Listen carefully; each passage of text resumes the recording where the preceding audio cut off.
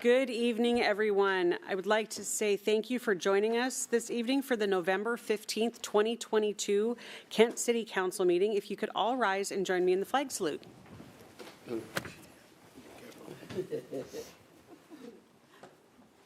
I pledge allegiance to the flag of the United States of America and to the republic for which it stands, one nation, under God, indivisible, with liberty and justice for all.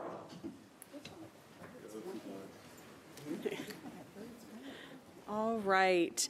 Kim, could you please call the roll? Thank you, Madam Mayor. Mayor Ralph. Here. Council President Boyce. Here. Councilmember Fincher. Here. Councilmember Kaur. Here. Councilmember Larmer. Here. Councilmember Michaud. Here. Councilmember Thomas. Here. Councilmember Troutner. Here. Thank you. Thank you, Kim. Item number 3 is approval. Excuse me. It has been a very long day, and we're just starting. It's the approval for the agenda. Council President Boyce, do you have a change? Yes, Madam Mayor, I'd like to, from the consent calendar, take item T and move it on the other business for 9B. All right. Any additional changes? All right, then a motion would be in order to approve the agenda with the change of removing item T under the consent calendar and placing it under other business 9B. Is there a motion? So move. Second. A motion, a second. All those in favor, please say aye. Aye. Opposed? Motion carries 7-0. Thank you very much. All right, we are moving into public communications. As you can see, we've got a packed house this evening. We've got some really important things under public communications. We're going to start out with some proclamations. The first proclamation we have is for Small Business Saturday. And joining us to accept this is Samantha Smith, the past president for the Kent Downtown Partnership. I'm going to go ahead and read the proclamation, and then if you could join us up here at the podium to say a few words, we'll present the proclamation and get a picture, and then work our way through the agenda. So the first proclamation says, whereas the City of Kent celebrates our local small businesses and the contributions they make to our local economy and community. And whereas according to the United States Small Business Administration, there are 32.5 million small businesses in the United States, and small businesses make up a significant portion of Kent's downtown core. And whereas over 95% of Kent's businesses have less than 100 employees, yet comprise 62% of our community's jobs, and whereas 2/3 of Kent businesses employ less than 10 people, and whereas consumers who shop on Small Business Saturday agree that shopping at small, independently owned businesses supports their commitment to making purchases that have a positive social and economic and environmental impact, and agree that small businesses are essential to their community. And whereas most consumers who shop on Small Business Saturday report the day makes them want to shop or eat at small, independently owned businesses all year long, not just during the holiday season. And whereas the City of Kent supports our local businesses that create jobs, boost our local economy, and preserve our community. And whereas advocacy groups, as well as public and private organizations across the country, have endorsed the Saturday after Thanksgiving as Small Business Saturday. Now, therefore, I, Dana Ralph, Mayor for the City of Kent, do hereby proclaim November 26, 2022 as Small Business Saturday in Kent, Washington, and urge residents of our community and communities across the country to support small businesses and merchants on Small Business Saturday and throughout the year.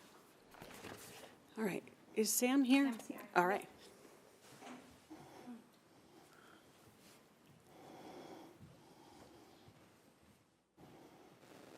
Thank you. Do a quick picture, and then if you could say a few words, that would be wonderful. Okay. I'm going to go all the way out here. Better lighting, for sure.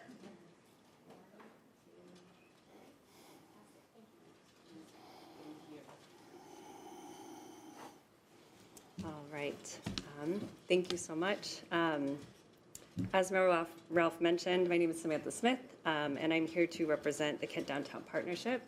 On behalf of KDP, I would like to thank Mayor Ralph and the City of Kent for making this incredibly important proclamation. Part of the KDP's mission is to support the businesses in our historic downtown, in and around our historic downtown, many of which are small local businesses that are owner-operated. And that means that the person behind the counter helping you could very well be the same person who owns that shop. We know how important it is to support local small businesses, both as the proclamation mentions, for economic reasons, for social reasons, and also for environmental reasons. And for that, we encourage everyone to accept an open invitation for this Small Business Saturday to make a day of it. Start at your favorite local breakfast shop or cafe, and continue shopping local all day long.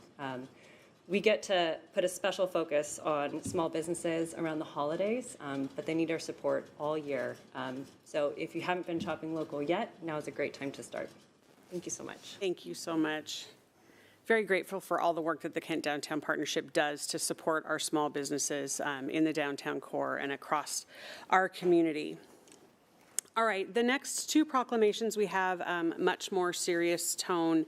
I will start out with a proclamation that we did for the first time as a city last year in November, and it takes on a different, I think a more important tone this year given what's happening in the Ukraine. So the proclamation is for Holodomor Remembrance Day, and when we did this last year, it was really thinking about what had happened in the past. We know that there are atrocities occurring in the Ukraine every single day, and that the country has been at war fighting for their democracy for not going on a year now. So, Valerie, I'm looking to see if okay, beautiful. If you could come up and join us at the podium, I will read the proclamation and then we will present it. The Holodomor, or murder by starvation, was one of the most tragic historical events in the history of Ukraine that resulted in the deaths of at least 5 million men, women, and children in Ukraine. And whereas Holodomor was genocide committed by Soviet communist regime under the rule of Joseph Stalin against the people of Ukraine, and whereas Washington State is home to nearly 80,000 recent immigrants with Ukrainian heritage, making it the 5th largest Ukrainian American population in the United States. And whereas over 4,000 Ukrainian Americans, the city of Kent enjoys one of the largest Ukrainian diaspora in Washington State. And Americans with Ukrainian heritage living in Kent have enriched our city through their leadership and contributions in business, academia, government, and the arts. And whereas this year marks the 89th anniversary of Holodomor genocide, and whereas Russia's ongoing invasion of Ukraine has led to the displacement of nearly 7 million people and forced over 6 million to flee to neighboring countries, creating the fastest growing refugee crisis in Europe since World War II. And whereas the commemoration of Holodomor is meant to ensure that it will not be forgotten and that history doesn't repeat itself, now therefore I, Dana Ralph, Mayor for the City of Kent, do hereby proclaim November 26, 2022 to be Holodomor Remembrance Day in Kent, Washington, and encourage all residents, as well as our elected representatives, to commemorate the Holodomor with appropriate activities designed to honor its victims and educate future generations about this episode in the world's history.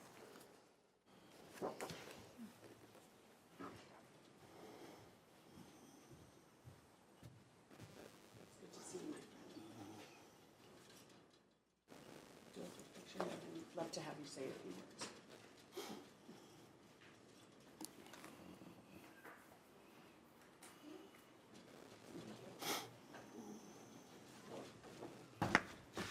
Dear Mayor, dear Council President, dear Council members, and all the attendees of today's meeting.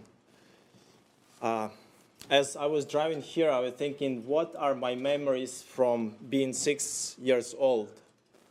And those memories for me, and I'm sure for everybody present here, is something that triggered our emotions the most.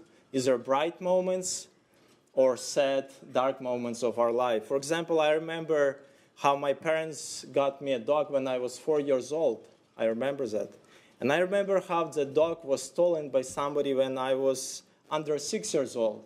And I remember that moment of my life. When I was talking to my grandmother, who passed away last year, she was 95 years old. She shared with me how she lived through Holodomor genocide, and she is one of survivors. She already passed away, but she told me When she was 6 years old, she remembers that they had table with hidden compartment in it. So when NKVD, when Russians came to search for grain, they couldn't find that grain in their house. Otherwise, it would be taken, and I wouldn't be standing here in front of you. She also remembers how through the windows of their house, little tiny house, she saw people lying dead under fences. And she saw dogs eating those bodies. That were her memories of Holodomor. 5 million people. 5 million people in just 1 year. Wow. It's over 10 people every minute dying from starvation. And what can be more terrible death than death from starvation? When my grandmother was describing me events of Holodomor, she didn't tell me one thing. She didn't tell me about Russians, about Soviets raping little girls. That is what's happening right now in Ukraine. We have a special prosecutor who is investigating those cases. But I would tell you that range of those who are raped is from 8 years old to 83 years old, both male and female. What Russia is trying to commit right now in Ukraine, that's another genocide. But I'm grateful for brave men and women of Ukraine who are standing up and who are protecting and fighting for freedom and liberty. And what you're doing here right now is also standing up and protecting freedom and liberty. You're standing together with people of Ukraine. And we are together in this fight. Not everybody can go to Ukraine, but there are things that we can do here living in the United States. And I'm grateful for this proclamation. It means a lot for people of Ukraine that you remember our tragedy and tragedy of humanity, and you're doing this proclamation. Thank you so much. Thank you. Thank you, Valery. Just want to, and I think I'm safe in speaking on behalf of the council, that the City of Kent and the City of Kent government stand with our brothers and sisters in the Ukraine, as well as all of the residents that now call Kent home that are from Ukraine, as they continue to fight. All right, we have one more proclamation this evening, and if Tepetasi Vina, did I get that even close? Okay, I want to apologize. So hopefully that was, and Adriana Sluai. Okay, if you'd like to come up and join us at the podium, I will present our final proclamation for this evening, and it is for Transgender Day of Remembrance. Whereas in 1999, Gwendolyn Ann Smith, a transgender activist, founded Transgender Day of Remembrance to honor Rita Hester, a Black transgender woman who was murdered in 1998. And whereas observed nationally on November 20th, Transgender Day of Remembrance honors the memory of transgender and gender diverse people whose lives are lost to acts of anti-transgender violence. And whereas two LGBTQIA+ organizations, government entities, and communities observe Transgender Awareness Week from November 13th through the 19th to raise awareness to advance advocacy around issues of prejudice, discrimination, and violence that transgender and gender diverse people face. And whereas the City of Kent benefits from the diversity of its population and seeks to promote inclusion of all people as a testament to our shared values of dignity, equity, and fair treatment for everyone without regard to gender identity or expression. And whereas Black and Latinx transgender women, as well as other transgender people of color, disproportionately make up the majority of those murdered, attacked, and denied equal treatment. And whereas it is critical that an intersectional perspective and acknowledgement of systemic racism, classism, sexism, and transphobia is needed to effectively address the needs and concerns of transgender and gender diverse people. And whereas the City of Kent recognizes the inherent human rights of all people and support an end to all forms of prejudice, discrimination, and violence, now therefore I, Dana Ralph, Mayor of Kent, do hereby proclaim November 20th Transgender Day of Remembrance in the City of Kent and commend its observance to all residents.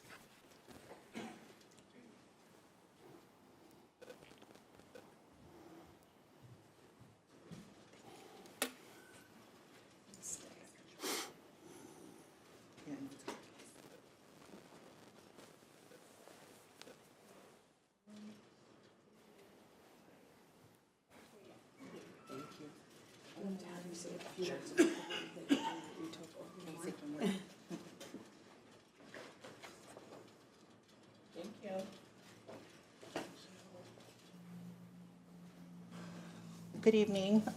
My name is Tepatasi Vaina. I use she, her pronouns, and I am a transgender woman from the Pacific Islands. I serve as program director for Utopia Washington, and for those of you that don't know Utopia Washington, we are based in the heart of Kent, a transgender-led organization that serves the broader 2S LGBTQIA+ community of Washington State. I just want to say a few words. Whereas November is often celebrated and honored on a larger scale for Veterans Day, as well as Thanksgiving, for the transgender community, it's often a very sad time. It's often when we had to come together and hold space to advance awareness and advocacy around the discrimination and the injustices that trans people continue to face just because of who we are. This year, nationally, we have seen at least 51 people killed to act of anti-transgender violence, and about close to 1,000 worldwide. And so, whereas that's not even seen or recognized on a larger scale, not a lot of people are aware of that because of how small our community is, we want to continue holding this space. And so we want to thank you, Madam Mayor, and the council members for this proclamation that contributes to providing more awareness and shedding more light to the injustices that trans people face. And in addition, I would like to invite, if you all are available on November 20th, which is this coming Sunday, if you would like to join us, we are holding space at the Auburn Riverside Theater so that the whole state can, fellow residents from the whole state can access to remember the lives of transgender people who have been killed this year. Thank you. Thank you so much. All right, we are going to move on to the next item on our agenda, also a very heavy item this evening, and it's a Remembrance Gallery of the Japanese American Citizens League. So many of you know the history of Japanese farmers in the Kent Valley and the number of them that were taken during World War II and sent to everything taken and sent to camps.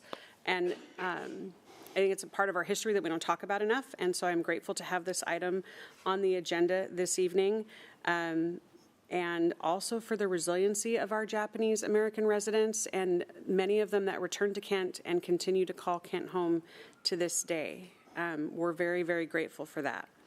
So joining us this evening is Eileen Yamada-Lamphere, and she is going to tell us a little bit about what's happening around this Remembrance Gallery and how it is really important to Kent's history and our country's history. Thank you. This is kind of a heavy evening with all the remembrance, but I think they're all very, very important, and I'm glad that you're doing it. So good evening, Mayor Ralph, and to the Kent City Council. I'm Eileen Yamada-Lamphere. I am a lifetime member, resident of Kent. I'm coming to you tonight as the president of the Puyallup Valley and former White River Valley chapter of the Japanese American Citizens League. In this picture, this was a painting done by a local artist. His name is Chris Hopkins, and he used his father-in-law as the model of walking in through the gates of the Puyallup Assembly Center on the Puyallup Fairgrounds in 1942. Oh, boy. So a real quick history lesson. December 7th, 1941, the Empire of Japan bombed Pearl Harbor, and the next day the United States entered into war with Japan. 2 months later, on February 19th, 1942, President Roosevelt signed Executive Order 9066, which gave the military the authority to create an exclusion zone along the West Coast, removing all people of Japanese descent. At the same time, the Japanese community in Kent and in the White River Valley was successful and prosperous. The lower left-hand picture is an empty stall at the Pike Place Market because 60 to 80% of the produce came from the Puyallup and White River Valley. Families from Alaska were the first. Go ahead, Kim.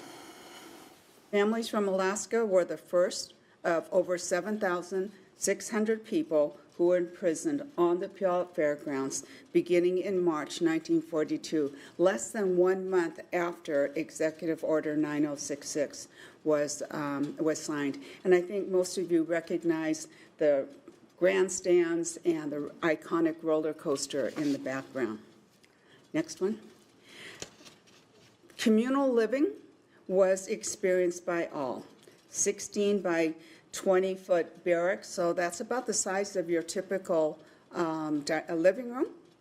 Mess halls, open space showers, and open space lavatories. And that was how they lived for 3.5 years after, total wartime. So fast forward 80 years. The Puyallup Valley and White River chapters of the Japanese American Citizens League, in cooperation with the Washington State Fair, is creating a permanent name and display. It's to honor the over 7,600 Japanese and Japanese Americans who were unjustly removed from their homes and imprisoned on the Puyallup Fairgrounds during World War II. It's to bring about awareness that this historic injustice not only happened in Washington's fairgrounds, but throughout the United States, and to highlight the social injustices of this wartime experience and make comparisons to those that are being denied justice today, to make sure that this chapter in American history is never repeated. The next one, this is our architect's concept drawing of what the Remembrance Gallery will look like. It will be built underneath the grandstands across the walkway from the brand new Fair Museum. I don't know how many of you went there, but across the way is about 80 feet, and that will be where the gallery will be. We did not name it a museum because it's not 4 walls. It's going to be open. And on the back, you can see where the artist or the architect was thinking the names will be. So 7,600, and I think 3 names that we have right now. A lot of technology, a lot of interactive, a lot of hands-on activities for young people, for families, and all the way up for adults. It's kind of iconic that ironic that they gave us this space underneath the grandstands, because that's where the horse stalls were in 1942. And that's the places that individuals and young couples were housed, was in those barracks. So I wanted the members of City of Kent, council, and residents to know that their Japanese American residents who were forced from their homes have not been forgotten. This Remembrance Gallery will acknowledge their wartime experience and their return to Kent and their continued contribution to the Kent community. So thank you for allowing me to share this new project to you and explain its relevance to the city of Kent. Thank you. Elaine, thank you very much for all the work that you're doing on this and making sure that our future generations understand. And I am grateful for that point that you made at the end about our Japanese American neighbors going through what they went through, and so many of them coming back and continuing to call Kent and Auburn and Puyallup home. That's a huge testament. And just to be a little bit personal, so your city clerk's mother-in-law was one who was in prison. So, thank you. Yeah. Mayor. Councilmember Thomas. Thank you, Mayor. This is pretty personal to me as well. You may not understand, but I've known Eileen and her family for many, many years. And my roommate in college was Japanese, and his mother was torn out of her home and taken to North Dakota to live in a very frigid type of barracks, much like you've seen there. In the meantime, her husband, George, was wounded in the U.S. Army in Italy. And, you know, I'm so almost embarrassed when I tell this story because it's hard for me to understand that now because we're so much more, well, we're more diverse here. I think we're more acceptable to everyone.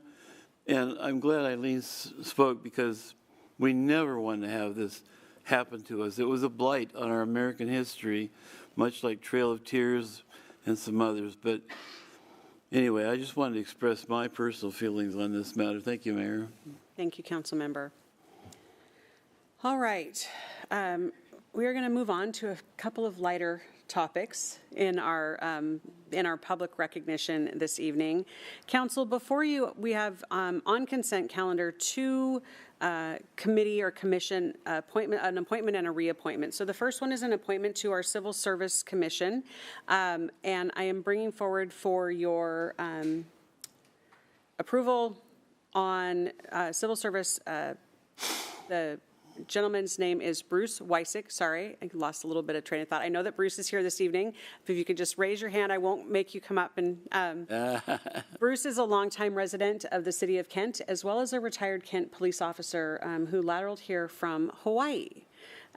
Came to Kent in, I made a note, 1987, and worked for the department for about 21 years. So he's requested to participate in his community via Civil Service Commission and bringing him forward for confirmation this evening. So, Council, it's on the consent agenda, and my hope is that you will confirm Bruce to Civil Service Commission.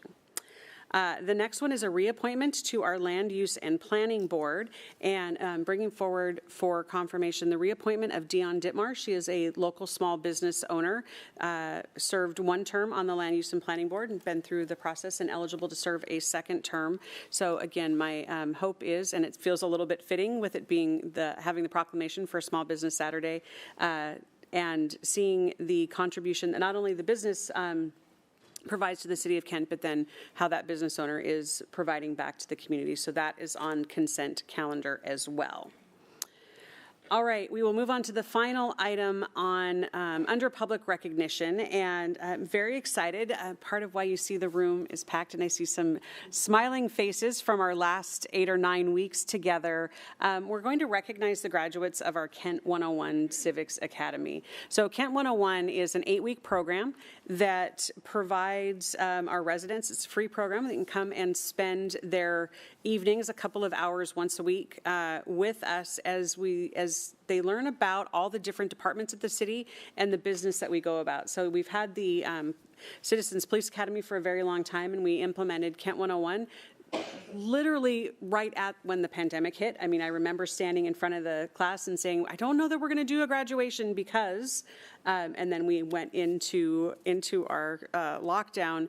So this was our first in-person class since then. And I want to say thank you very, very much to all of the participants and graduates of Kent 101 for being here, for committing the time to your community, for asking some amazing questions. Thank you to all of our directors for coming in each week and presenting.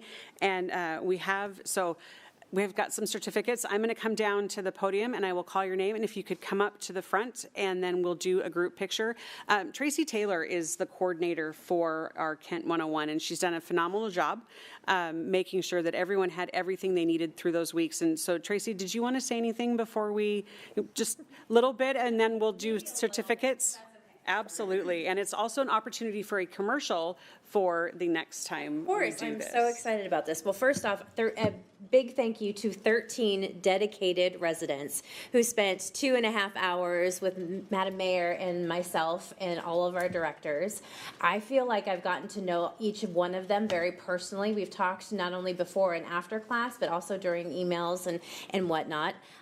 They are really dedicated citizens. I'm really, really proud of them, and the fact that they are now empowered with the knowledge of the inner workings of the city and each department, that they can be ambassadors to our city. So this is really important, not only to them, but to the city of Kent as well. So a big thank you to them and their dedication. I really appreciate all of you guys. And I hope this doesn't mean that we stay out of touch. I hope that you guys will come back and visit City Hall, and of course a couple of our city council meetings as well. But this also gives me an opportunity to leverage the fact that we are going to have another round of Kent 101 coming up late, I would say February, March-ish or so. So anybody that's interested in getting to know the inner workings of our city can spend 2.5 hours on Thursday evenings with Madam Mayor and myself and get to know a little bit more about the city that they live in. So in the meantime, I'll let you take over.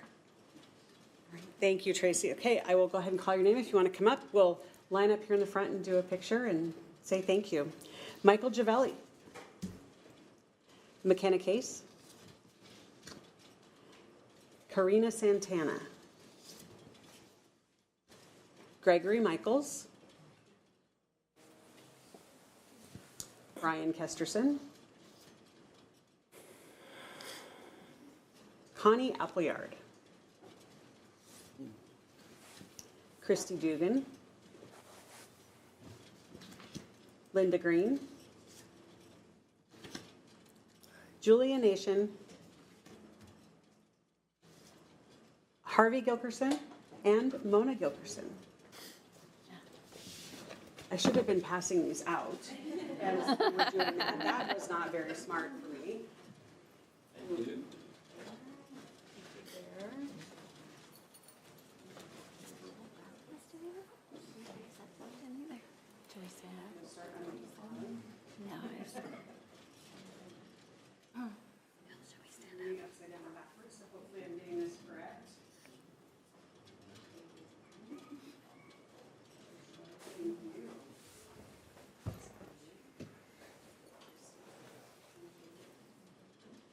I would like to present our graduating class.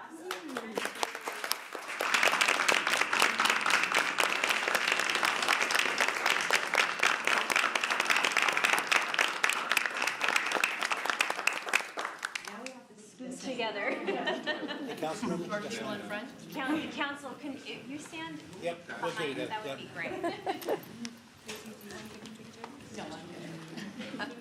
Fully fat. This is fantastic.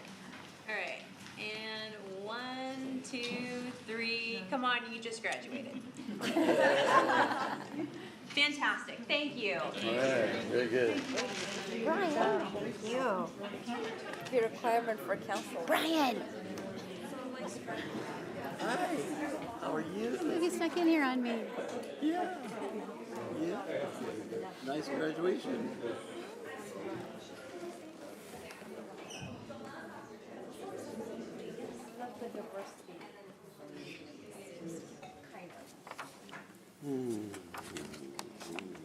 Yeah. Good answer. All right. Okay, again, want to say thank you very much to all of those Kent residents that put in a lot of time over the last 8 weeks to learn about the city, and you heard Tracy say it, hopefully become ambassadors. I know that I learn something every time I sit through the classes, and feel like it's a good opportunity to answer some of those questions that you might have about your city. So strongly encourage, if you're interested, please register when we put the word out in the spring. All right, we are going to move on to community events. Council President Boyce. Thank you, Madam Mayor. All righty. Acesso Showwear Center. We have the Thunderbirds playing on November 19th, the 23rd, and the 25th at Acesso Showwear Center. Have any of you guys ever been to watch the hockey game? Raise your hand. Okay, quite a few. If you haven't been, please take a moment. They are doing well, and it was a fun game to go watch. Also, on December 9th, we have the Wolf Hometown Holiday. On Saturday, December 10th, we got Tacoma Stars having their home opener. January 13th, we have the Garin Allen Roofless Tour. And then the Harlan Gold Trot. I went to that last year with my 2 grandkids, and they really enjoyed that. That's going to be on Sunday, January 22nd. And then on April 28th, we have the Awaken Music Festival. So you can go look at their website, www.accessoshowwearcenter.com, and check out other events coming that way. So that's all I have, Madam Mayor. Thank you. I will tell you, I'm very much looking forward to the Hometown Holiday concert coming up. Okay. It's going to be a lot of fun. All right, Councilmember Fincher. We have some Spotlight Series events coming up. You can get tickets at for the Spotlight Series on our kentwa.gov website. We have the Magical Strings, Jazz at Lincoln Center, International Guitar Night, and there are more. This coming Saturday at 6:30, there is a Thanksgiving dinner that is open to all up at Kent Phoenix Academy, and especially those who would not otherwise have a meal, who are without housing, or any and all are welcome though. And then on Thanksgiving Day, there is another Thanksgiving dinner up at St. Stephen, the Martyr Catholic Church up on Renton, just over the Kenton border. That is it. All right, thank you. Councilmember Michaud. Thank you, Madam Mayor. This Saturday, the Kent Parks is having their last Conservation Day volunteer event of the year, and that starts at 9 a.m. at Morrill Meadows Park and runs until noon. And if you are interested, please sign up online. All right, thank you. All right, we are going to move on. The next item on our agenda is a public safety report, and making his debut this evening is our brand new Assistant Chief, Matt Stansfield. So Assistant Chief Stansfield, it's going to take me a minute to get used to that combination of words. I'm very, very excited about this. Was promoted in an official ceremony last week, and since it would be a little bit weird to have him tell you about himself, I am going to read the bio and do the presentation, and then he will present some of our newest Kent police officers for swearing in this evening. So Assistant Chief Matt Stansfield has 14 years of service with the City of Kent, a variety of assignments from field training officer to EVOC instructor, that's the driver training that our officers go through, patrol sergeant, administrative sergeant, patrol commander, our Kent Police Officer Association president and vice president. When asked what his favorite part of the job was, he said that it is different every day and that I get to work with high quality people. Prior work history, Assistant Chief Stansfield worked as a mechanic for 10 years before becoming a police officer and spent 21 years in the Army National Guard, and he owned a small business with his wife. Something interesting about Matt. He says, I grew up in Kent, and it gives me a useful perspective on how the city has developed over the years. Additionally, with a lot of my family living in Kent, it personally reminds me of the purpose of our service. In my free time, I enjoy hunting, fishing, and spending time with friends and family. So I can tell you the first time I spent a lot of years ago, Matt, that we went out on a ride along and we got to talking and found out that we have a lot of people in common, family members that know family members that went to high school together. And I think that's one of the wonderful things about the Kent community is there's always those connections if you spend enough time talking about it. I want to say congratulations, Assistant Chief Stansfield. We're really excited to see you in this role, and even more grateful that you're going to be providing the public safety report this evening. So with that, I think round of applause for Assistant Chief Stansfield.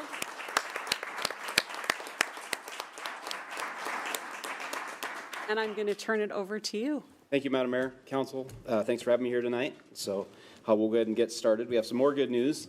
As Madam Mayor alluded to, we have some other promotions and new hires that we're going to swear in here that just recently finished the academy.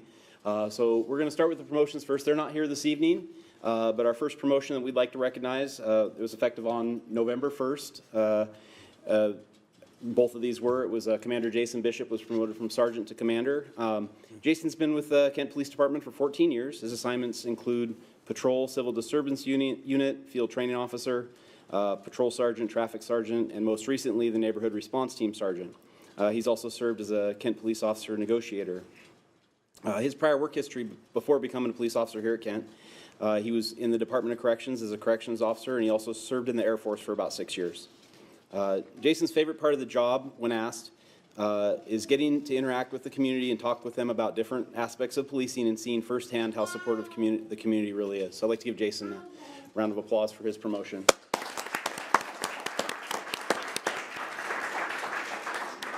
The second promotion we'd like to recognize tonight is Sergeant Dave Clear. Dave's got 15 and a half years of service.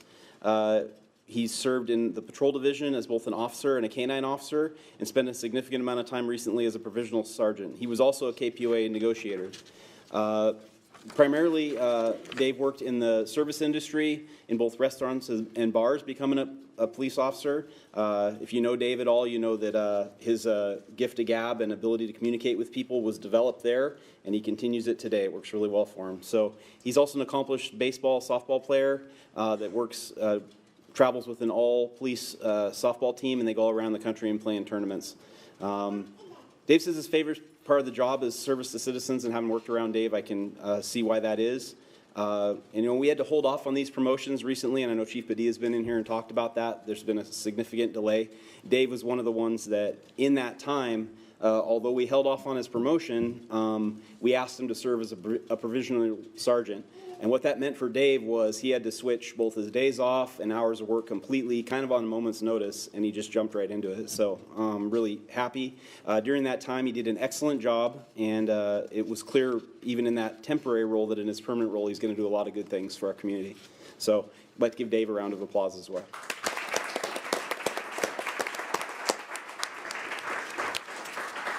So some other good news we have this evening is 3 swearing-ins. So I'd like to call up, and if you just come up in the order I call you, Officer Isaiah Munoz,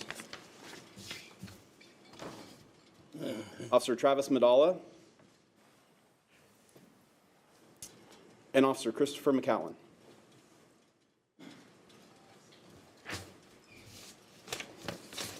All right.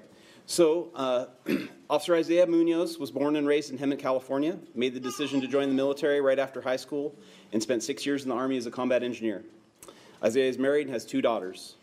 Isaiah knew he wanted to go into law enforcement after leaving the military. His brother Anthony had just joined the Kent Police Department a couple months before and had expressed how great the department was and how well they care for their own officers, and most importantly, how they emphasize family first. Isaiah knew he wanted to be a part of that community.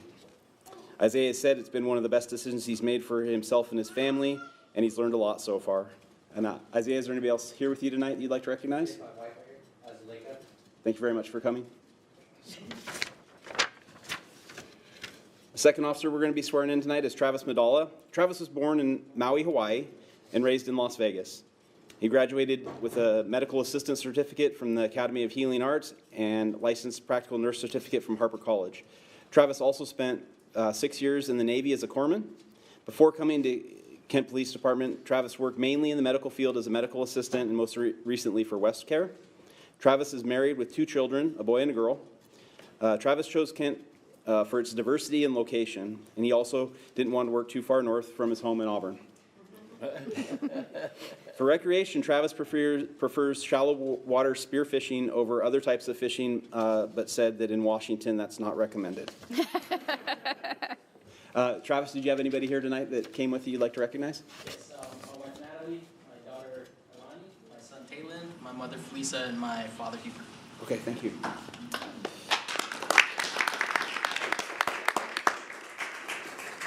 And last but not least, we have Officer Christopher McCowan. Christopher was born and raised in Seattle. He's a graduate of Franklin High School. Before Kent Police Department, Christopher owned and operated a gun shop here in Kent, performing gunsmithing and restoration of classic firearms. Before that, he worked for Mercedes-Benz of Seattle for 11 years. Christopher is married with 2 daughters and 1 son. Christopher sought out the Kent Police Department because of the officers he'd met over the years while working here. They told him how great of a place it was to work and for a city that supported them. He also said that the police department seemed like a big family to him. Christopher enjoyed getting to know the officers and wanted to be a part of the difference they were making in our community. Something interesting about Christopher is that he graduated from ministry school earlier this year. Christopher, is there anybody here tonight that you'd like to recognize that you brought along? Thank you very much for coming. With that, I'll turn it over to Madam Mayor for the swearing in. We're going to make this official this evening. I want to say welcome to all of you, and we'll do the swearing in, and then pose for some pictures. You could raise your right hand and repeat after me. I state your name. I Travis McCollum, Do solemnly swear do solemnly swear that I will bear true faith and allegiance that I will bear true faith and allegiance to the United States of America, to the United States of America, the state of Washington, the state of Washington, and the city of Kent, and the city of Kent, that I will uphold the Constitution and the laws that I will uphold the Constitution and the laws of the United States of the United States and the state of and Washington, the state of Washington, and that I will obey the rules and regulations that I will obey the rules and regulations of the Kent Police Department. of the Kent Police Department. All right, it is officially official. We are going to sign some certificates, and then we'll do some photos, and then you can introduce yourselves to council. Thank you. Congratulations.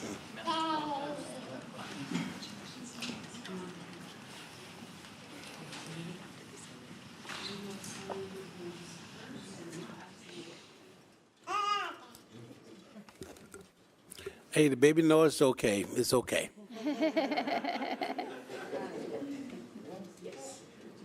Yeah, that's the final test, is making sure that you got the right.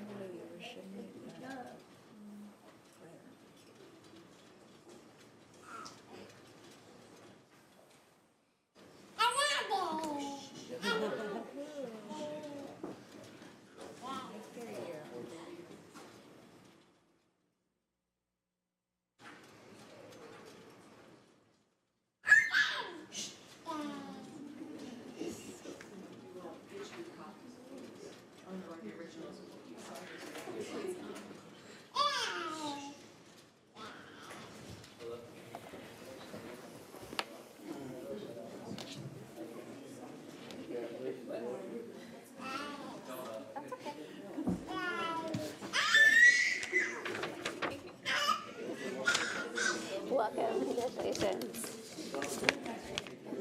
Welcome and congratulations.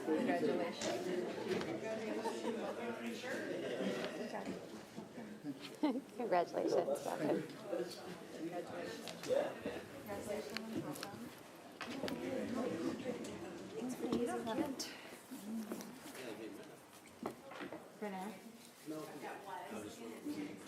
How about we do this? 1, 2. 2, 3. There we go. Thank you.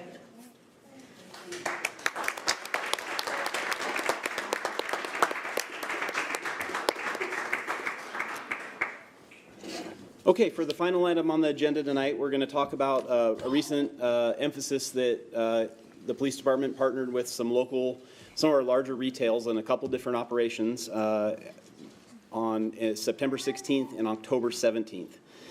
These operations were something that the stores reached out to us about and have asked in the past. We actually haven't been able to do as many of these as we would like. They're getting more and more popular in the area with businesses. They want to partner because they're suffering a lot of loss from organized and regular retail theft. So on September 16th, officers participated in an anti-theft operation on the West Hill store, the West Hill Lowe's store on Pacific Highway, due to repeat and chronic organized retail theft problems occurring there. That store, based on per capita and what they do every year, is habitually in the top 5 in the country in shrinkage. A total of 7 suspects were contacted, resulting in 6 criminal charges. A total of 5 outstanding warrants were also cleared during their arrests.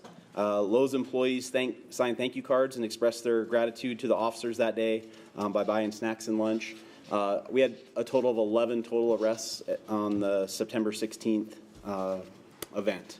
On October 17th, we did a similar operation at the East Hill Fred Meyer, the one at South 240th Street. The 102nd 100 block there. That Fred Meyer did a special emphasis as they've lost $2.2 million of inventory shrinkage since February.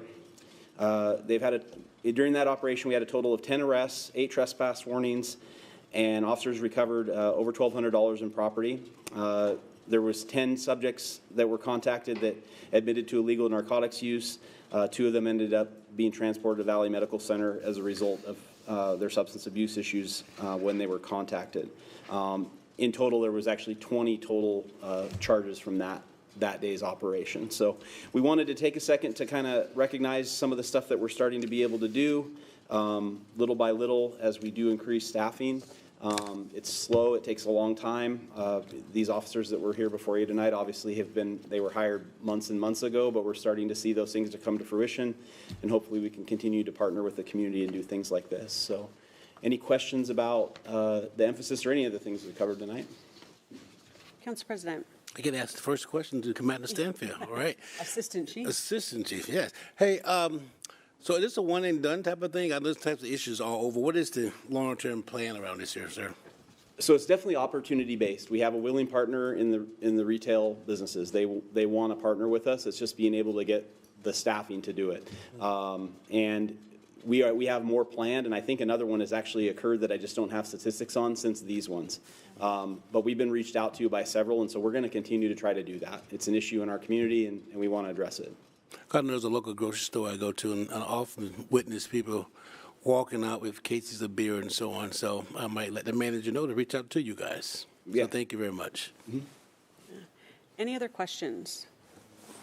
All right. One thing I do want to point out on the retail emphasis, watching a lot of the comments back and forth on social media, there was a thread about why is the city of Kent taking resources to protect such large corporations?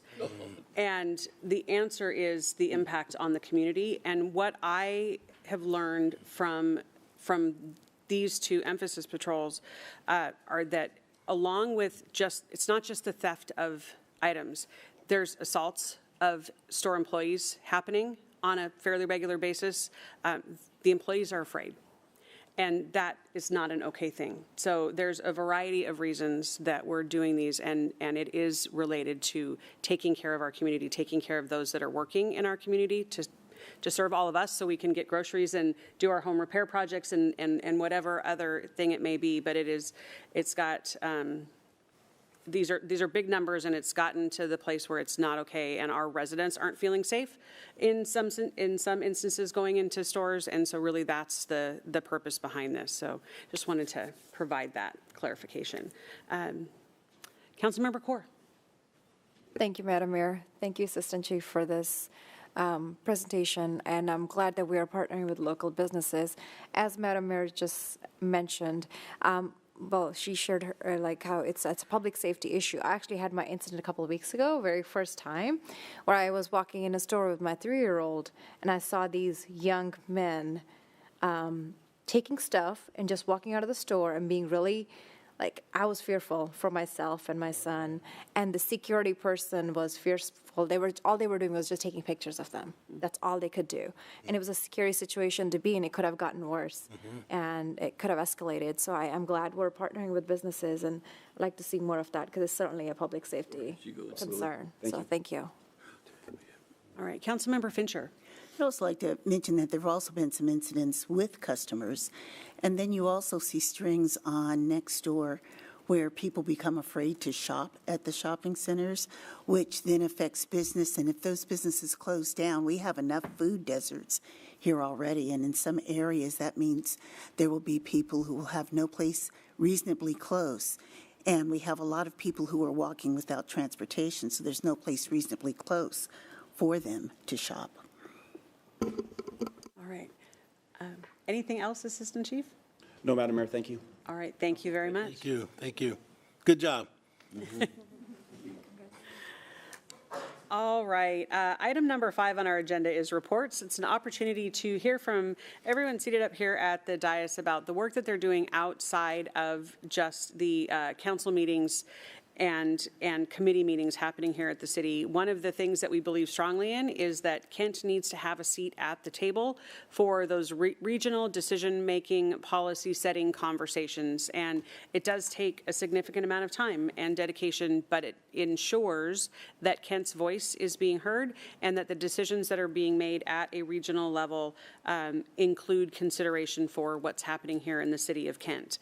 I will start. I have a couple of items. As per usual, transportation related. I chair the Transportation Policy Board, which is a regional board through Puget Sound Regional Council. We had a couple of presentations this last week, continue to work on the climate work around the Regional Transportation Plan, had some report outs. They're in the process of setting up different scenarios. So if we don't add any additional lane miles, what does that do to greenhouse gas emission? If we increase transit to different areas, that kind of thing. So in the process of developing those models, and they'll be available for the public to take a look at as we look at future transportation projects. The other presentation we had was on transit integration. This is an annual report, and it's a report out on how transit agencies are working together. So as a transit rider, the goal is that you don't have to think about the fact that you are riding on a metro bus, getting on a Sound Transit train, potentially if you're headed north, Community Transit, or south to Pierce Transit, and how those transit agencies are working together. This report's been happening now for a few years, and I can tell you year over year we are seeing improvements in the work that the transit agencies are doing using that ORCA card. So you're, again, not having to have multiple forms of payment, working on policies around youth ridership, those kind of things, and looking at how systems connect. So it's an annual report out, but I am encouraged by how our transit agencies are working together to provide that seamless service to our residents.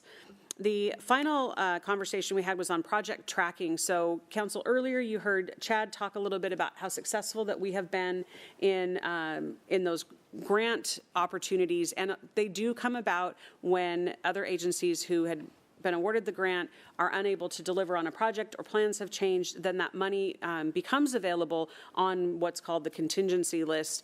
Kent generally scores well, and we end up with a project or two that we're getting direct funding for, but we have proven ourselves to be prepared and ready to accept money on those contingency lists. So this year, for the first time, Puget Sound Regional Council and as a region, we did not meet our targets. So there are targets on how much money needs to be accounted for or spent during a period, and we did not meet that. Several large projects did not come to completion or were able to obligate those funds, but not in time for projects on the contingency list to sort of make it through the process.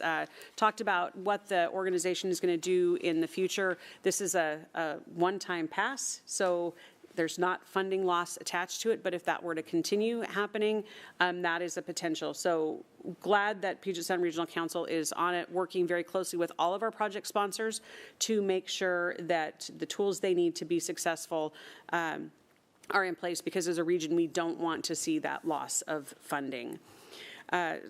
South County Area Transportation Board, we had our meeting today, heard from Metro on the strategic plan and their dashboard. Again, another great public-facing tool to look at all of the different things that Metro is doing. Serve as an alternate on the Regional Policy Committee, and we had a presentation last week on the proposed ballot measure for the crisis receiving centers. So as a requirement before the county council votes on an item to go onto the ballot, it comes to RPC for conversation. So we had that first report out, making a final decision at the next meeting. My last report for the evening is a fun one. Last week had an opportunity to go up to Martin Sortoon Elementary School up here on the East Hill, and they were celebrating Audrey Powers. So if you remember a year ago, the 10th, we provided a proclamation in celebration of the first female astronaut at Blue Origin and her contribution to, to particularly girls and women in STEM. She had the entire elementary school up there on Thursday on pins and needles, listening to her talk about what it was like to go into space, what the Earth looks like, and why it is so important that we do everything we can to protect this planet. Was proud to go up and be a part of that day and see so many students excited about the future in space and what that looks like, and the role that the Kent Valley and companies, not just Blue Origin, but we've got met with a machining company today that is doing machining work for our space companies here in the Kent Valley. So talk about small business. We see those large businesses creating small businesses and opportunities. So grateful for that, and fun to celebrate with the students. All right, with that, I'm going to look to my right to Pat Fitzpatrick, our Chief Administrative Officer. Thank you, Madam Mayor. Good evening, Council. Council, you'll notice that we have an executive session tonight. The executive session will last about 20 minutes, and there will be no action after that. Other than that, my report is in the agenda packet, and that's all I have. Thank you. All right. Thank you, Pat. Council President. Thank you, Madam Mayor. We had a lot of action at our Operation and Public Safety meeting earlier today. We made improvement on agreement with the Maple Valley City for using our court service. We also had agreement with the food service agreement for the Kent Correctional Facility. We'll be doing a non-salary survey for our non-salary employees, so that was approved. We also had on our agenda to look at a three-person committee to look at the independent salary for the city council and the mayor. So we'll talk about that later on, moving it to other business.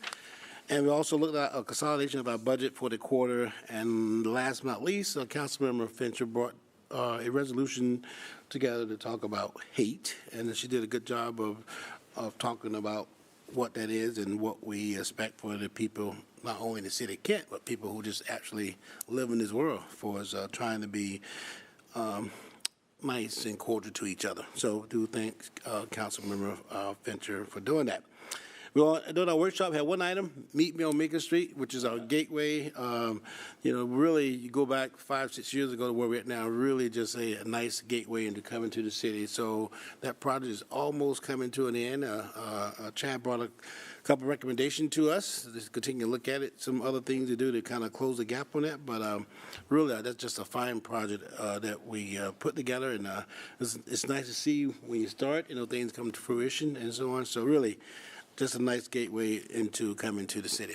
In addition to that, I sent the Sound City Association. Our new executive director, David Hoffman, is off and running. I'm going to have lunch with him next week, and really looking forward to having him on the team. What a phenomenal guy, very familiar to what's going on and a lot of experience. So he's really going to be great for Sound City Association. Won't be Deanna, but he'll be great. So with that said, I'm going to start to my left, and Councilmember Michelle. Thank you, Council President. I have two items tonight. First, I serve as the council liaison for the Human Services Commission. And last month, we discussed the Opportunity Fund recommendations. I don't know if council remembers, but we gave some $100,000 to the Human Services Department for projects that fall outside of our normal grant process. And the commission decided to do like an interview process for to give out these funds, to decide how to give out these funds. And they did do 2 interviews, and we're still discussing recommendation for those 2 things or not. And then we also are still continuing our population-specific research project, which will focus on 2 different populations here in Kent. First is Black and African American, and then the second is the Hispanic group. And then secondly, I chair the Parks and Human Services Committee, and earlier this month, Councilmember Kaur and I had 2 items on the agenda, and the first was the South King County Housing and Homeless Partners Work Plan and Operating Budget. Council has already seen this in a previous meeting, and it's also on our consent agenda, so that's nothing new. And then the second thing was a purchasing agreement for some lighting at Memorial Park for their tennis courts. And that concludes my report. Thank you, Councilmember Michelle. Councilmember Kaur. Thank you, Council President. I serve on King County Domestic Violence Initiative Regional Task Force. We met last week, and we had presentation from a group called Project Be Free. They are based out of Renton, and they provide crisis response to individuals affected by domestic violence. They partner with law enforcement agencies. Currently, they are partnered with Seattle Police and Renton Police Department and Auburn on providing resources, a crisis response program, youth mentoring program, and advocacy program. So that was a great presentation. I serve as the chair for Puget Sound Clean Air Agency Advisory Council, and we will meet on the 17th. I was also appointed on Association of Washington City's Federal Legislative Priorities Committee, and we will be meeting on the 29th. And that concludes my report. Thank you. Thank you, Councilmember Kaur. Councilmember Larmer. Thank you, Council President. I serve on the King County Aging and Disabilities Advisory Council, and we were due to meet last Friday, but it fell on Veterans Day, so we are actively rescheduling our November meeting, and I will have a report at a later time. Thank you, Councilmember Larmer. Councilmember Troutner. Thank you, Council President. I am chair of the Economic and Community Development Committee. We met yesterday, and we had 2 information-only items. The first was an annual housekeeping amendment where staff have identified coding issues, and the amendment is to ensure that codes are clear, accurate, and consistent. The second item was our comprehensive plan update engagement efforts. And the city is required to update the comprehensive plan by the end of 2024. And this plan is a guide for the city's decision-making and development over the next 20 years to put us into 2044. So over the next year and a half, we will be reaching out to the community to include a broad array of input, and we'll also be asking council members for some input on how we do that as well. So stay tuned. We will make sure that the community is aware of when those opportunities will take place, and then also what information is gathered at those. Council President, that's all I have. Thank you. Thank you very much, Councilman Troutner. Councilmember Thomas. Thank you, Council President. I serve on the Puget Sound Regional Fire Authority, along with our Council President, Mr. Boyce, and also Councilmember Troutner. And just to let you know, we do not have a meeting tomorrow night. We usually follow the council the day after. But we don't have one tomorrow night. The next meeting will be December 7th, Pearl Harbor Day, 5:30, Station 78. One of my other duties on the RFA is that I serve as chair of the Citizens Advisory Committee. And this past week, we had Chief Pat Pollock come and talk to us. This is a group of citizens that are just interested in how the fire department works, et cetera. So Chief Pollock went through a lot of stuff. And one thing he mentioned is that we may be one of the first to have electric fire truck. And unfortunately, it will probably be 2025, maybe 2026. It's unbelievable how long it takes for that to happen. But it was a good meeting, and we had a nice group of attendees. So that's my report. Okay. Thank you, Councilman Thomas. And last but not least, Councilmember Fincher. Thank you, Council President. Public Works, I chair the Public Works Committee. We had a fabulous report, and you can see this online, on the cooperative watershed management, some of the projects that are going on along the Green River, and those protect not only us as people in buildings and businesses, but also salmon habitat. We had our Arts Commission, I liaison to that, and we have open board positions. So if you are interested in arts, check out that. We have, we'll be looking for those quite soon. King Conservation District has, I chair that. We will have the elections coming up starting in January. There's open supervisor positions, and the native plant sale is now open, so you can go online, order your plants now. They'll be delivered March 4th. And last is MID. The emerging issues applications should be in. That closes within the next week. We will be reviewing those come December. That is my report. Thank you, Councilmember Fincher. Madam Mayor, that ends our report. As you can see, council members are busy and well representing the city, and we are definitely at the table. So, I'll turn it back over to you, Madam.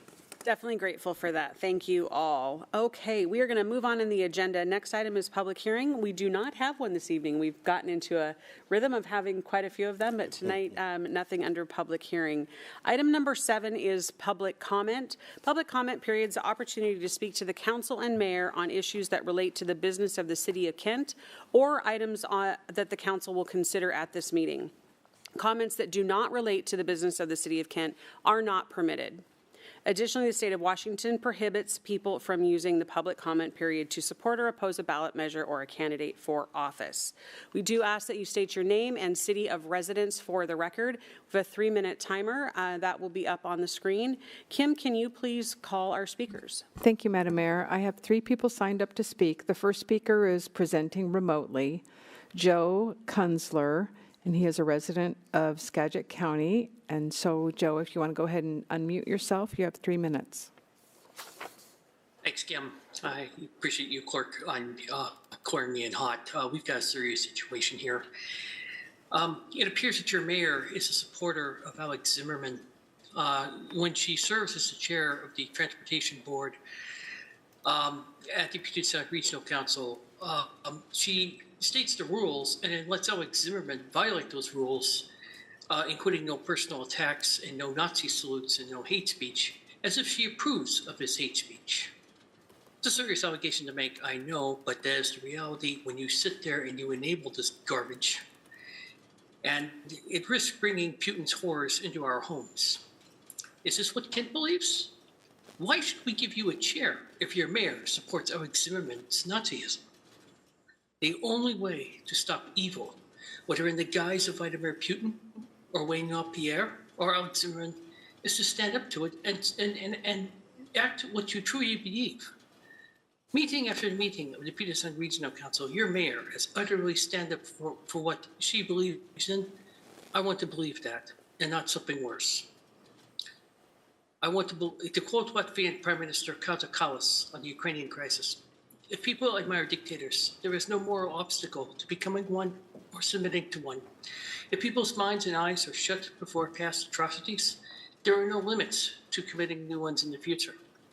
End quote. Your mayor on the PSRC, again, has stated the rules of public comment and refused to enforce them against someone in Alex Zimmerman who gives Nazi salutes, spews racism, anti-Semitism, and other big lies as if her eyes and ears are shut about past atrocities. With Donald Trump, who admires dictators, having just declared he wants the U.S. presidency back, tonight is the night to demand that your mayor take action to defend our democracy and stop these attacks before it's too late. Because what happens there affects all of us and is a clear threat to public safety. Let me quote President Zelensky of Ukraine, since you just passed a resolution about what's going on in Ukraine. Quote, indifference kills. Premeditation is often erroneous. And meditation can be between states, not between good and evil, end quote.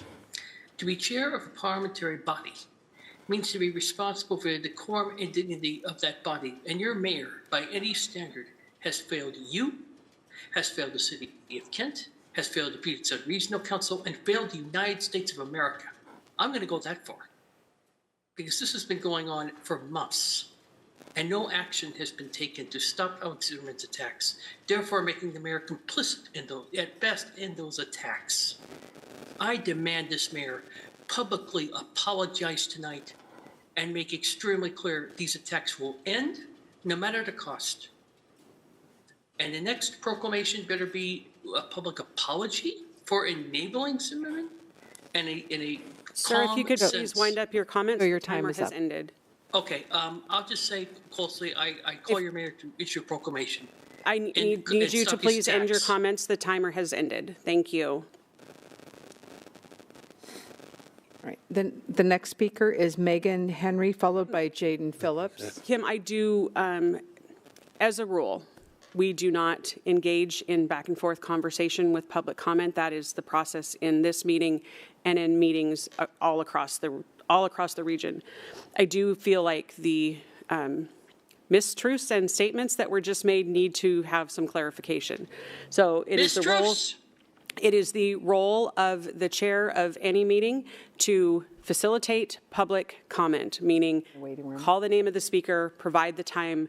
It is not the role of the chair to weigh in on that. We have pretty sound legal advice across the entire country about the freedom of speech, whether we support it or not.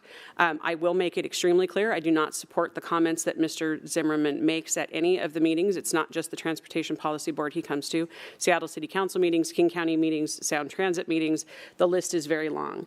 I spoke with the executive of Puget Sound Regional Council this afternoon, and he confirmed that the policy of the organization is to set the stage, ask that we that people respect the rules. I do not have any ability to tell people what to say. That is the beauty and the problem with the freedom of speech. And then we move on to the next speaker. So I just want to clarify for the audience that in no way do I support what Mr. Zimmerman says, nor does any of the chairs at any of the regional meetings that he attends. But we have an opportunity for public to provide comment at this meeting, and I would do nothing different here, whether someone came up and spoke for something that I supported or disagreed with. So I wanted to clarify that. I saw some shocked looks in the audience and thought it was important to provide clarification on that point. So with that, Kim, if you could call our next speaker, and I will not provide comment in support or in opposition of that speaker. Thank you, Madam Mayor. I have two more speakers. I believe they're both civics students. One is Megan Henry, and the other is Jaden Phillips. I am so glad that you all signed up, because after we were done with the public speakers, I was going to say, please tell us what school you're from and invite you up to say a few words. So thank you for being proactive and not even knowing it. Yeah. My name is Megan Henry. I'm from Kentwood High School, and we're from the Civics class. And I wanted to talk about the street lights on 240th Street, getting them, like, especially when it goes to the Y, it's very dark and it's hard to see at night. Yeah, that's all I have to say. Okay. So I would love, right in the back is our, I said I wasn't going to engage, and now I'm going to provide some information for you. In the back is our Public Works Director, Chad Barron, and he could absolutely have a conversation with you about street lighting, what the city takes care of, what we're not responsible for or don't have control over, and could answer any questions that you have regarding that street lighting. Thank you. And our next and final speaker is Jaden Phillips.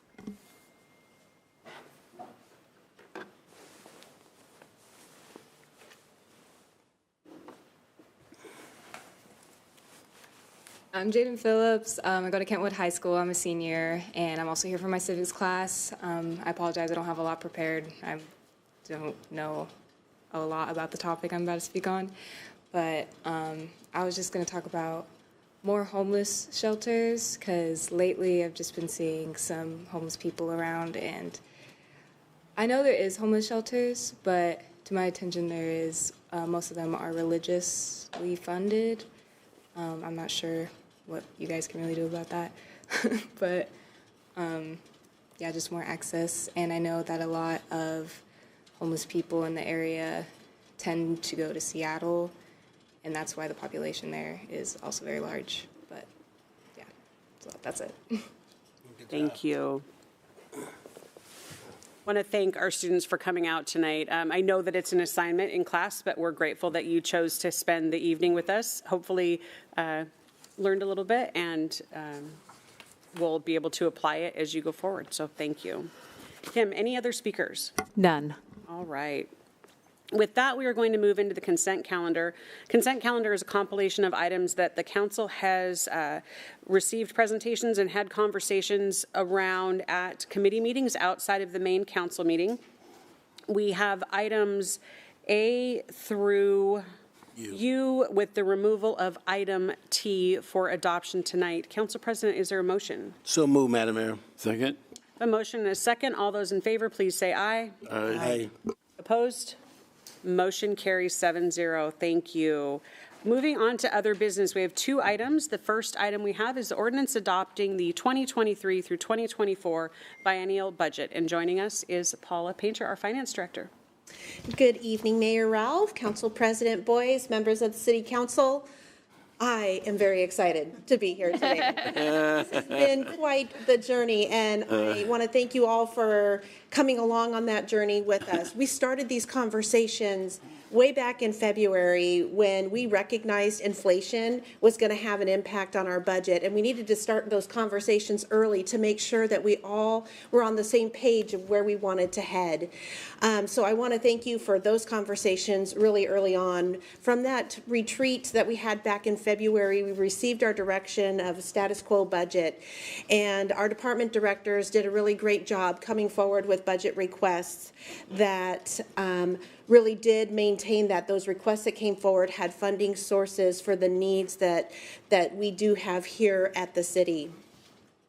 Overall, our budget of $852 million over the biennium, we have $235 million of that within our general fund. And we were able to add some things to our budgets with those dollars that we did talk about, the funding sources that were there. We were able to add over $1 million towards equity projects. We were able to add dollars towards police enhancements. Our senior center solar panels, sorry, I'm having a hard time with my words, but also our permit center, getting the staffing that they need in order to process those permits that are coming through at a pretty good rate still. We also focused on Green Kent, bringing back the opportunity for our volunteer program and being able to get volunteers out there to help maintain some of our areas. In addition, we did know we had some capital dollars available, so we're investing in our infrastructure during this biennium, and then also to a small amount of money that's going to to mean a lot to the Bicycle Advisory Board. So I'm very excited tonight to be here, and I'd be happy to answer any other questions you guys may have related to the 2023-24 budget. Council, any questions for Paula? All right, then is there a motion? Yes, Madam Mayor, I have a motion here. I move to adopt ordinance number 4451, adopting the 2023-2024 biennium budget. Second. Got a motion and a second. Any discussion? Okay, seeing none. All those in favor? Aye. Aye. Opposed? Motion carries 7-0. That is definitely a reason to celebrate.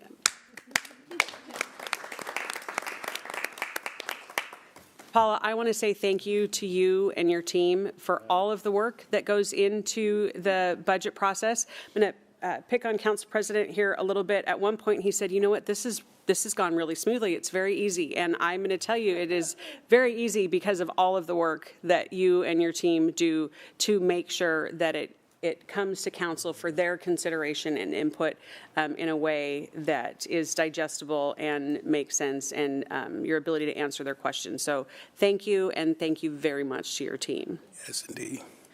Council, I want to say thank you to you for this process. Your willingness to engage early in conversations all the way back to February, the questions that you've had throughout the process, I am very, very grateful for that. I know that it's a lot of information to consume in a short amount of time. My hope, and I said this when we did the presentation, was that each of you saw something that was important to you in the budget, worked really hard to make sure that the things that we heard from you were reflected in that initial document that was presented. So that hope stands true. I'm seeing a few smiles, so hopefully we met the mark on that. But this is an extremely important document to the residents of the city, and it helps them know what our vision, mission, values, and goals are. It speaks to all of those things, and again, I could not be more grateful, Council, for your work on seeing this through to the finish line. Very, very grateful for that. But since we're giving kudos, we'd also like to thank you for your leadership as well, too, for bringing the budget to us, flat budget. So thanks to you and your leadership team as well, Madam Mayor. Thank you, Council President. All right, we are going to move on. Item number 9B, the Independent Salary Commission Ordinance. Our City Attorney, Tammy White, is going to provide a brief presentation. Thank you. Hi, good evening, Council. At tonight's Operation and Committee, or Public Safety Committee meeting, I presented an ordinance that, if adopted, would create an independent salary commission made up of 3 local Kent residents and registered voters to review the salaries of our elected officials. That would be excluding our municipal court judges whose salaries are aligned with district court judges, and those salaries are determined by a separate independent salary commission at the state level. The ordinance tonight carried out of Operations on Public Safety with a 5-2 vote. The motion sheet that was presented before you at the committee meeting indicated it was going to be placed on consent calendar for tonight. And so for that reason, it was removed from consent and put on other business so you could discuss it and take a separate vote on this ordinance instead of having it be on the consent calendar. So with that, I will turn it back over to you, but I can provide any additional information that you'd like me to. All right, thank you. Council President, do you have a motion? Yes, Madam Mayor, I'd like to make a motion. I move to adopt ordinance number 4454, amending the Kent City Council Code to establish an independent salary commission to review and set the salary of the mayor and member of the Kent City Council. Second. A motion and a second. Is there any discussion on this item? Council President. Yes, Madam Mayor, thank you. This is something we brought up in our operation meeting today. We have discussion around it, a good debrief from our city attorney. Reported from the consent calendar so we could have more discussion because it wasn't unanimous pass at our operation. But at the end of the day, really, I think this is something that needs to be done not only for the existing council member but future council member, where things do change on a regular basis. And by putting this here, commission in place, they have the opportunity to meet each year, decide whether they want to make adjustment, not make adjustment. And I think in the long run, feel strongly about this is the right thing to do, so I will be supporting this motion. Thank you. All right, Councilmember Troutner. Thank you, Madam Mayor. Just an additional comment that I didn't make earlier this evening. And, we don't do this because we get paid a lot of money. We do this because we care about what happens in our city, and we want to be a part of that process. We want to listen to our residents, and we want to do what we feel is best. And I think when you compare our salaries and the mayor's salary to other cities across King County, we are like just up from the very bottom of how we're compensated. And again, we don't do this for the money, but I think we say something about ourselves when we don't put a value on the amount of work that we put in and the services that we provide and the work we do outside of just these council meetings. I think it just says something about we're not putting ourselves at the same level as other cities, and I just feel it's really important to recognize that. Other cities around the region have salary commissions. They meet and they look at the salaries and evaluate what's happening across the region and compare that and bring that back to their councils. And I just think that we need to be one of those cities that recognizes that as well. Thank you. All right. I'm not seeing any other comment. Councilmember Kaur. Thank you, Madam Mayor. And my reasoning for no on this was because we are, I understand Councilmember Boyce's, what he just said right now, but my reasoning is because we are setting this commission right now, and they will be meeting next year, which means there is going to be salary increase for council and the mayor, most likely because of the CPI inflation rates. So I had said before, like, I understand that we're not, like Councilmember Tartner said, we're all doing this because we actually care about the community. So with the budget deficit we're going to see in the future, I know that we are looking at salary and negotiations, and we are looking at, salary survey for our non-union employees, non-represented employees. We are already going to see increases in the budget in the biennium. So we can wait on setting this commission up. I completely understand that we need to have a salary commission who will look at how the increases happen, but it's the electeds right now. We don't really need to set it up at this moment. We can wait. Because at the end of the day, we had heard from our city attorney that after we approve this commission, we don't have any say on how much and if the commission is going to have increase or decrease. Yes, we heard the decrease, but looking at the CPI, I feel like it's going to be an increase, and we don't have any way of saying no to that or saying we will not accept it or having, because it's going to have a budget impact. So that is the reason why I have voted no on this, and I will vote no on this even though it will pass. So thank you. Councilmember Larmer. Thank you. I will likewise be voting no, as I did earlier. Nothing's changed for me in the last hour and a half or 2 hours. And my reasoning is that we just passed a status quo budget. And during that process, we had to tell our staff that there would, were not going to be significant increases in programs or staffing. And I too disagree on the timing of this, because I cannot in good conscience take a pay increase when we have just said no to a lot of those things. I feel like it doesn't send the right message to our staff, and I can't in good conscience support this right now. So I will not be supporting this tonight. Council President. Just one more comment on that. I mean, this salary commission is not the new. We had one in place in 2015, and for some reason it went away, right? And I think Councilman Troutner might have mentioned something that this is not unique to any council that have a salary commission in place. So as I stated earlier, I think this is a good thing to do, not necessarily for the people up here, but I think going down the road, it's nice to have that commission in place to have the opportunity to look at it every year. So I think it's important to know that we are not unique in having a salary commission. This is something all of our surrounding city have in place today. So thank you. All right.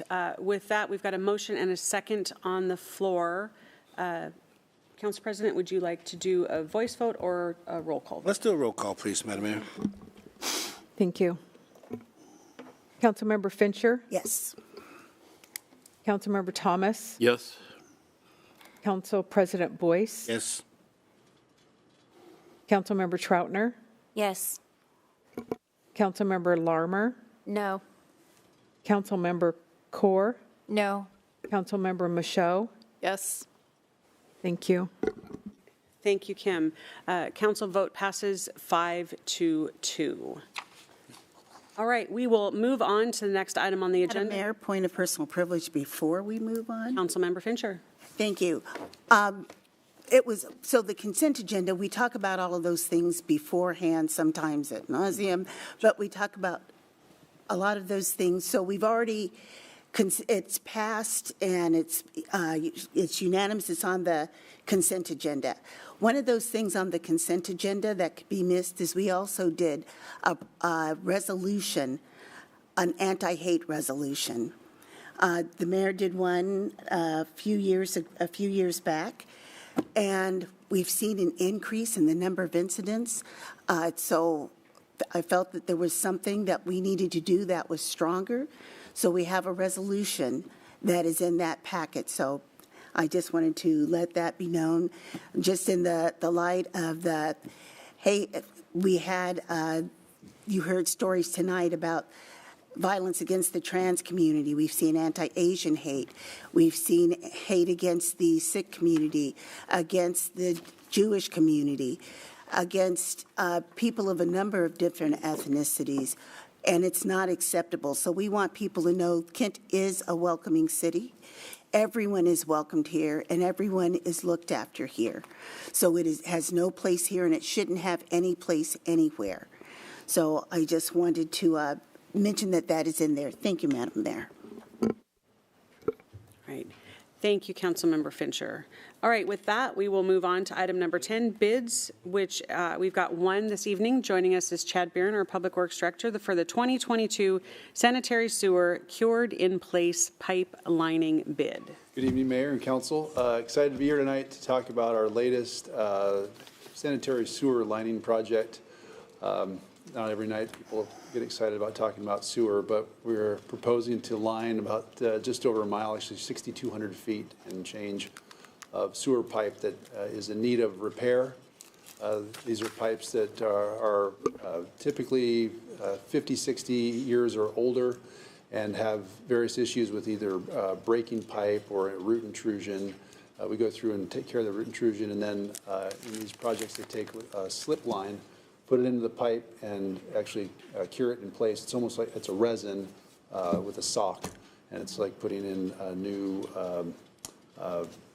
fiberglass-ish a line. So you essentially get a brand new sewer line in an existing area, and so much cheaper than replacing the entire line by tearing the street up and starting over. It's a great technology we've been using successfully the last several years. So we advertised the project, got 2 bids. Low bid was provided by In Situ Form Technologies. We've used them a number of times. They've done good work for us.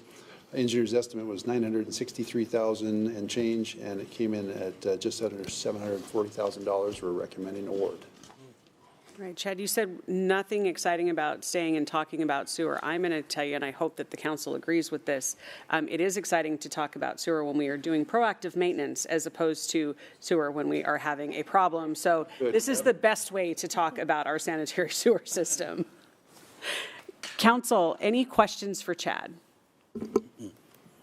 Councilmember Kaur. Thank you, Madam Mayor. Chad, is there a reason the engineer's estimate is a lot higher than the actual? Actually, and I've come before council a couple of times with recent bids, and they've been high. We put a little bit of cushion in there just because we've been under on several of them, and our prices continue to go up and up and up. In this case, we got a good bid. We're excited. Okay. Any other questions? All right, a motion would be in order. Madam Mayor, I move to award the 2022 sanitary sewer cured in place pipelining project to Instituform Technologies, LLC, in the amount of $740,289.28, and authorize the mayor to sign all necessary documents subject to final terms and conditions acceptable to the city attorney and public works director. Second. A motion and a second. Is there any discussion? Seeing none, all those in favor? Aye. Opposed? Motion carries 7-0. Thank you. Thank you, Chad. Madam Mayor, could I also mention only rain down the drain and do not flush wipes, even if they say they are flushable. Do not flush them. Thank you. ESA brought to you by Councilmember Fincher this evening. And the Public Works Committee. All right, we are at item number 11, which is executive session. Before we go into that, I do want to say thank you to everyone for coming this evening, especially to our students for hanging in through this entire meeting, to our new commission members, our recent graduates of Kent 101, our representatives of downtown business, and current committee members. Thank you all for your interest in our public process. It is absolutely what drives the work that your government does for you, and we're grateful to see you here this evening. So with that, and I do also want to call out Michelle in the background back there. She is absolutely instrumental in the development of this budget, and so I did say thank you to Paul and her team, but then I looked up and saw Michelle back there. So I want to say thank you so much for all of your work at all hours of the night and day for the last many months. So You have the rest of the day off. you can have the rest of the day off per council president. All right, we are going to move into an executive session regarding collective bargaining as per RCW 42.30.140 4A12. The council will be receiving a briefing. There is no expected action following executive session. But with that, if I could ask everyone not a part of the executive session to please clear council chambers. And again, thank you so much for being here tonight.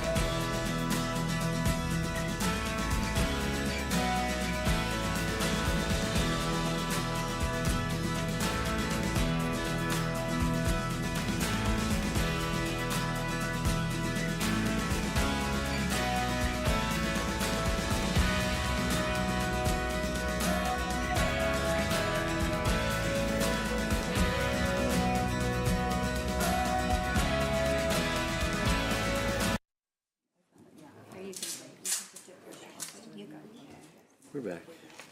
All right, welcome back. The council has just come out of executive session. We do not have any further action. I do want to, as we are headed into the holiday season, remind everyone that we've got some amazing things coming up in downtown Kent. We've got a variety of Winterfest activities. So Santa photos and the Giving Tree at Kent Station starting November 26th. Kent Commons Holiday Bazaar at the Kent Commons December 2nd and 3rd. Tree lighting and Santa Parade coming to downtown on Saturday the 3rd. It's a lot of fun. Bring the family down. We light up Town Square Park. It's amazing. There's also the Kent Downtown Partnership Ugly Sweater Wine Walk, which sounds very intriguing.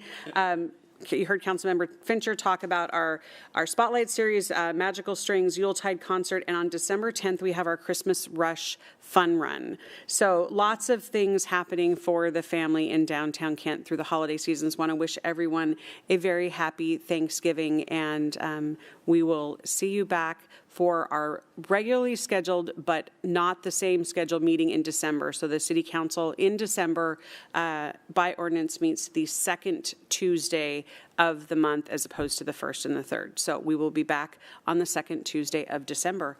With that, we are adjourned.